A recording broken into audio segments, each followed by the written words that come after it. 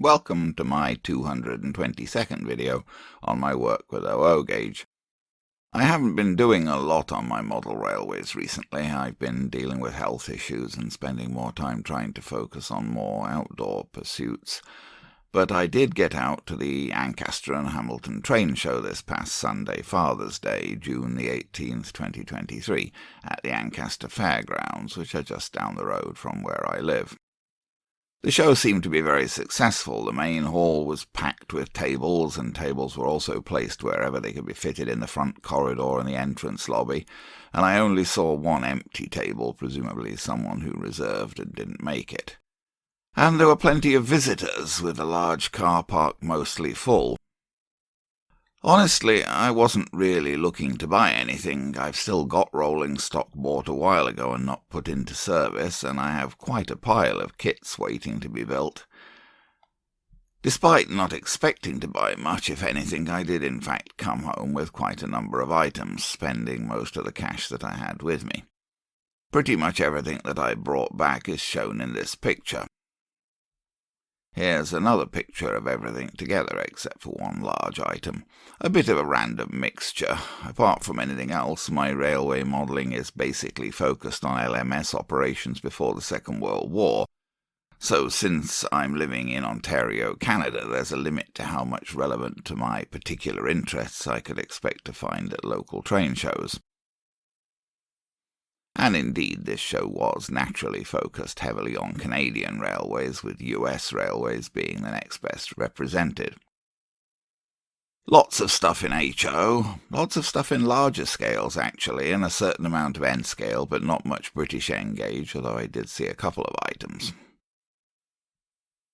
Generally, I try to avoid buying books these days, as my house is so full of books that I can barely move for them.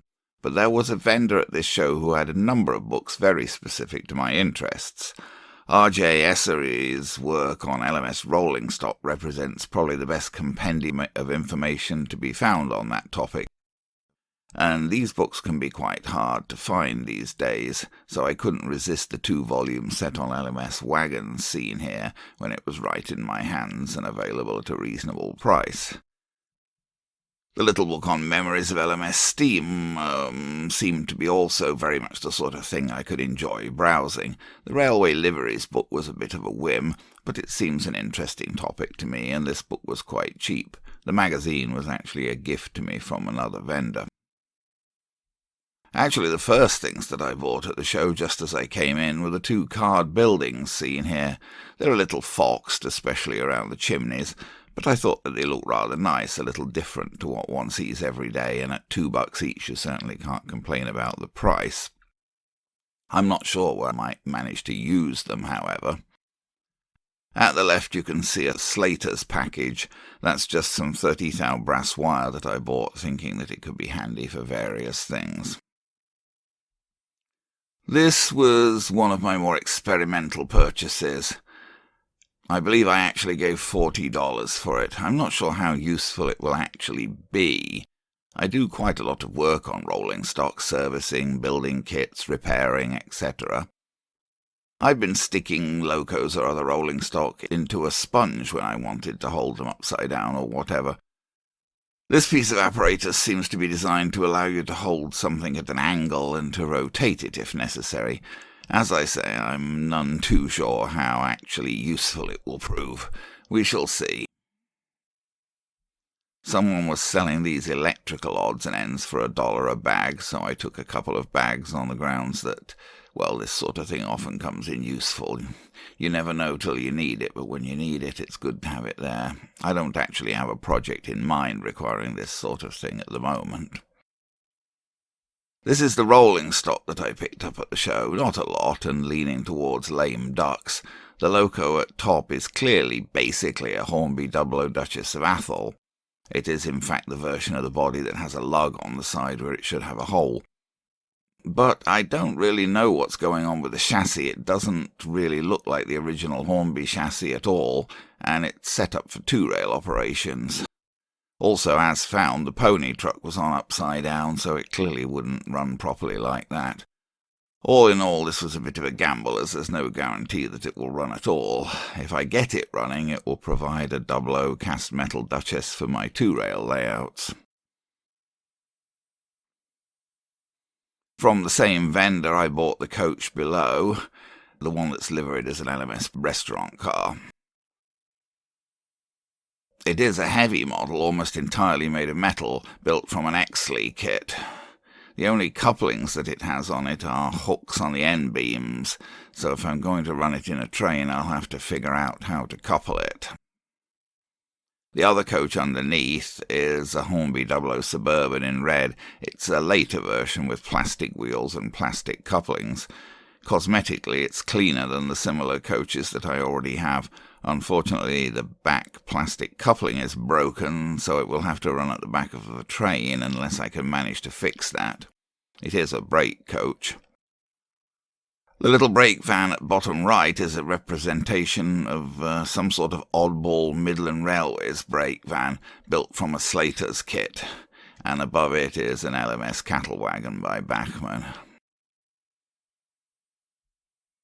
The other thing that I bought was this. Again, really just an experiment. After a bit of haggling, I believe I ended up paying $65 for it. As you can see, the idea of it is that it's a single-line controller with just about every refinement you could have in a simple DC controller, and with some sound built in. It came complete with a small speaker, wired but not in any kind of cabinet. You can see it at the bottom here. On the controller side, it has a standard MRC-style throttle knob, but then it has buttons for momentum, brake, and something labelled nudge, the purpose of which I can so far only guess. On the sound side, it has a selector for steam or diesel, a rate adjustment, presumably to make chuffing faster or slower, and a slider for horn or whistle. I'll try it out, but I very much doubt that it will become my standard controller for anything. I'd just be interested to see if its sound effects are any good. I do like to have sound effects when my trains run. On my N-gauge layout, I use Kato sound boxes, which are a bit pricey but do about as good a job as anything that I've encountered other than high-end DCC.